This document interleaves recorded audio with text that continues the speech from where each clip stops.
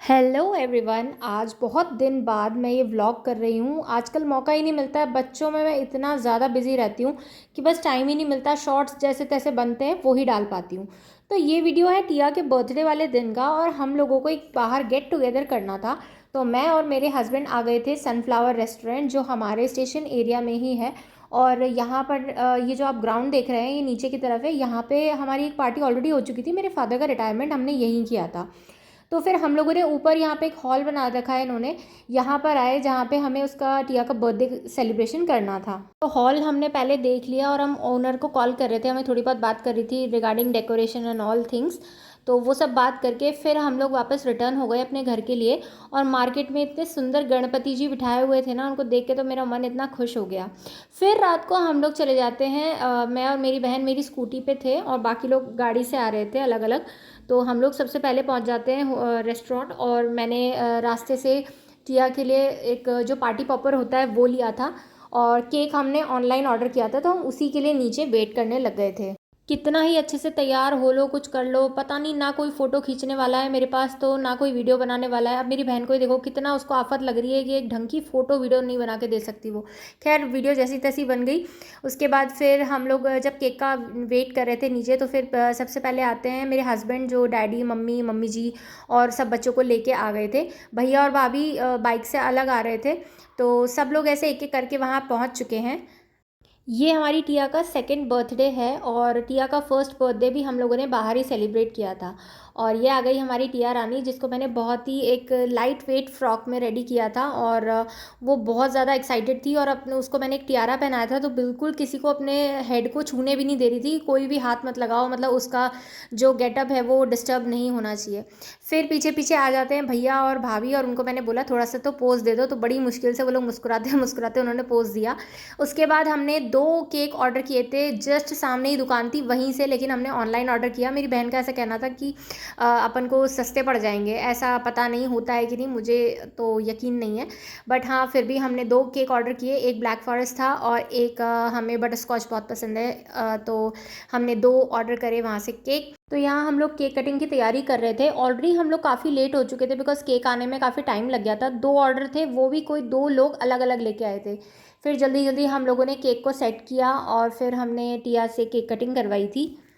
टिया का बर्थडे निकले 1 महीना हो गया है, और देखिए मैं अब इस वीडियो को मतलब डाल पा रही हूँ। इतना ज़्यादा मतलब हेक्टिक स्केड्यूल हो रहा है मेरा, बिकॉज शुभ भी स्कूल जाता है, घर भी देखना होता है, फिर घर पे टिया को भी देखना होता है। तो बिल्कुल टाइम ही नहीं मिल पाता, मतलब व्लॉग करने का तो मुझे टाइम नहीं मिलता।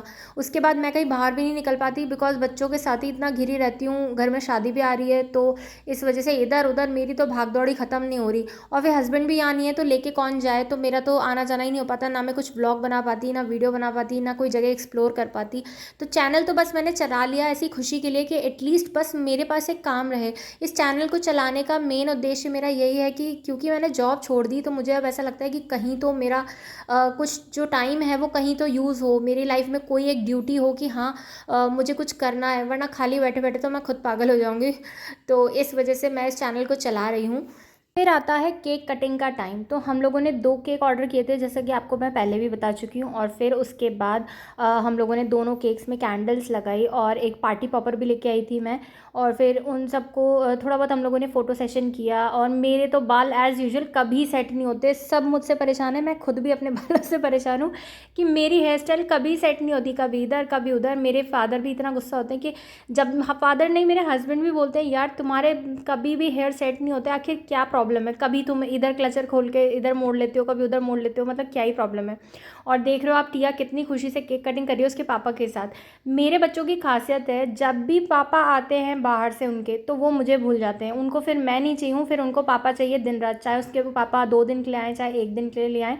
मैं बिल्कुल फ्री हो जाती हूँ जब भी मेरे हस्बैंड कोटा आते हैं। केक कटिंग के बाद आता है हमारा सबसे फेवरेट पार्ट, जो कि है डांस का। जो मुझे और मेरे हस्बैंड को डांस का बहुत शौक है, और हालांकि मुझे इतना आता नहीं है करना, बट स्टिल मुझे डांस करना बहुत अच्छा लगता है। मुझे ऐसा लगता है कि जब म्यूज़िक मैं सुनती हूँ और अपनी इमोशंस जब बाहर एक्सप्रेस कर पाते हैं डांस के थ्रू ही सही, तो बहुत ज़्यादा माइंड रिलैक्स होता है।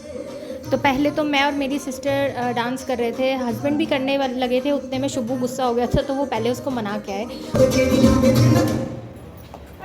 किसकी हिम्मत हुई।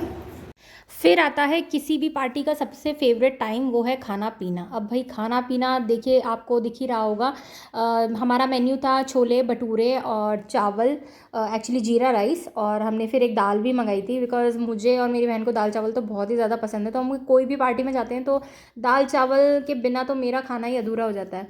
और फिर आपको तो पता ही है मेरे पास वीडियो रिकॉर्ड करने के लिए कोई भी नहीं है। मैं सबका वीडियो रिकॉर्ड कर लेती हूँ और मैं खुद ही अपने व्लॉग में ढंग से नहीं आ पाती बिकॉज़ मेरे पास वीडियो रिकॉर्डिंग के लिए कोई है ही नहीं। अब देखो सबका मैं रिकॉर्ड करती गई और फिर बड़ी मुश्किल से फिर मैंने आयु को फ़ोन पकड़ाया, फिर उस बेचारे ने थोड़ा बहुत वीडियो रिकॉर्ड किया जो कि आप देख रहे हो, और हम लोग सब इंजॉय कर रहे थे। हमारे छोले भटूरे और साथ में गुलाब जामुन, चावल, दाल भी थी, और केक हम लोगों ने पहले ही खा लिया था। और फिर लास्ट में हम लोगों ने गुलाब जामुन भी मंगवाए थे जो कि मैंने तो एक भी नहीं चखा। तो लास्ट में मेरे अलावा सब लोगों ने एक एक दो दो गुलाब जामुन खाए, और इस तरीके से हमारी पार्टी ओवर होने लगी फिर। और फिर हम लोग एक एक करके वहाँ पे फिर अब जाने की तैयारी होने लगी। और लास्ट तक भी मैं सबको बोलती रही, यार कोई तो ढंग का एक वीडियो फ़ोटो तो बना दो, एक फ़ोटो तो खींच दो ढंग की। चलो फ़ोटोज़ तो मेरे पास बहुत सारी हैं लेकिन वीडियो कोई भी रिकॉर्ड नहीं करता यार। और फिर बस इसको भी, मेरी बहन को भी बस है ना उल्टी सीधी मस्ती सूझती रहती है, और ये नहीं सोचती कि कभी चल दीदी की कोई वीडियो भी बना दो, इसको यूट्यूब के लिए चाहिए रहती है। जिस तरीके से हम लोग आए थे वैसे ही हम लोग सब रिटर्न होने लगे। भैया भाभी ऑलरेडी बाइक से निकल चुके थे, और हस्बैंड को मैंने बोल दिया था कि हमारे साथ साथ चलना। मैं और मेरी बहन हम लोग स्कूटी से आ रहे थे, और जगह जगह जहाँ पे गणपति जी बिठाए हुए थे तो वहाँ पे कहीं प्रसाद वितरण हो रहा था, कहीं कुछ हो रहा था। यहाँ पे बहुत ही खतरनाक एक खिचड़ी मिल रही थी जो कि बहुत स्पाइसी दूर से ही दिख रही थी, और हम लोगों ने इतना खा रखा था तो मैंने तो जानबूझ के ली नहीं कि फालतू में हमसे गिर गिरा जाती तो, और कपड़े भी ख़राब हो जाते और हम खा भी नहीं पाते और प्रसाद का नुकसान भी हो जाता। तो ये व्लॉग मैं यहाँ एंड करना चाहती हूँ। Thank you so much for watching guys, do like share and subscribe.